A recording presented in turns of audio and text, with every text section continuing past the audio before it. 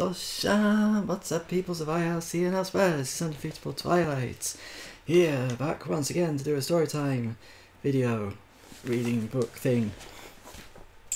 I will do this thing, and hopefully it won't be too long. So we'll see how it goes.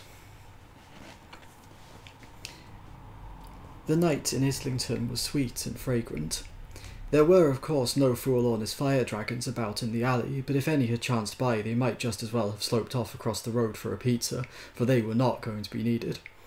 Had an emergency cropped up while they were still in the middle of their American hots with extra anchovy, they could always have sent across a message to put Dire Straits on the stereo, which is now known to have much the same effect.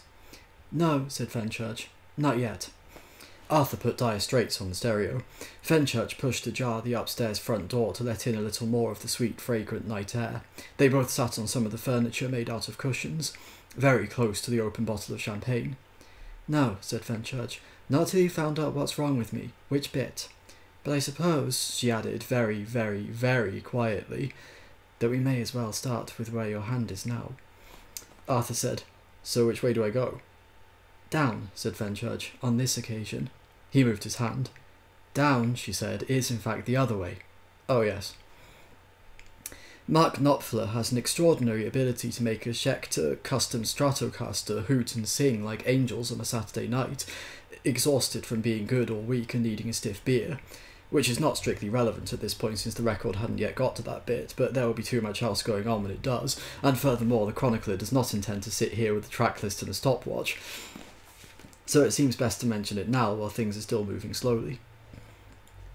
"And so we come," said Arthur, "to your knee. There is something terribly and tragically wrong with your left knee." "My left knee," said Fenchurch, "is absolutely fine." "So it is." "Did you know that—" "What?" It's alright, I can tell you do." "No, keep going." "So it has to be something to do with your feet." She smiled in the dim light and wriggled her shoulders non-committally against the cushions.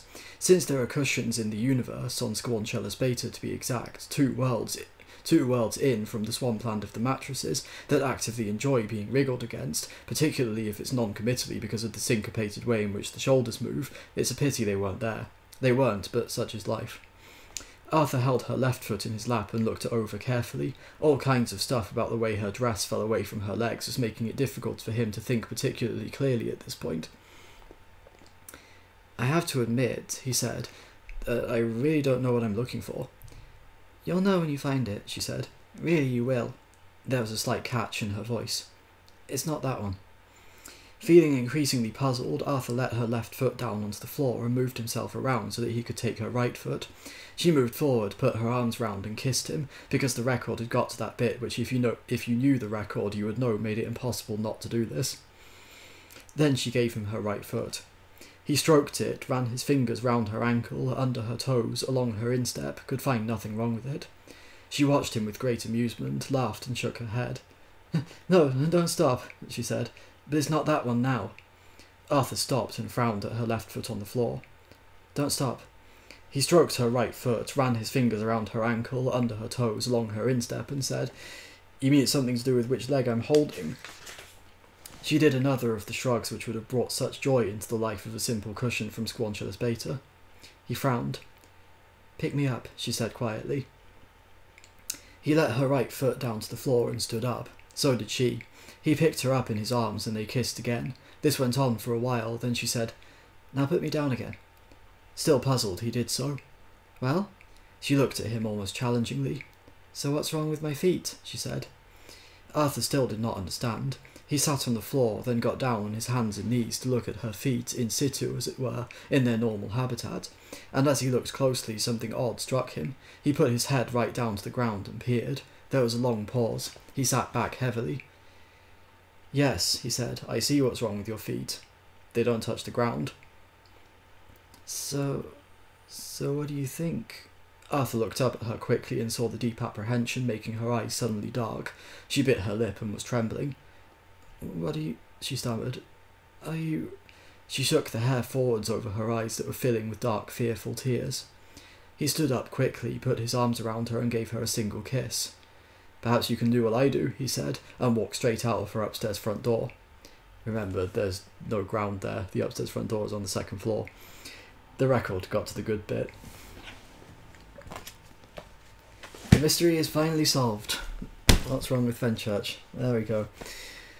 Well, hope you enjoyed that. Thank you for watching. Remember to like, comment, share and subscribe, and if you are subscribed, be sure to ding that notification bell so you know when I make a new video, because I can do it whenever I feel like it. Thanks to my patron Angel. If you want to support me on Patreon and have me read one of your stories, then please consider doing so. If you like books, you should probably check out Angel's Amazon pages, because he has loads of books out and is still writing even as we speak, so please buy some books, it would help us out a lot. So thank you for your support in whatever form it comes in. I will see you again next time, so take care of yourselves and each other. Remember to stay positive, and if you live in the UK, please remember to vote on the 23rd, because we need to stop Brexit once and for all. But thank you. Please go and vote, it does make a difference. Thanks a lot anyway, and I'll see you again. Take care and all that. Love and peace.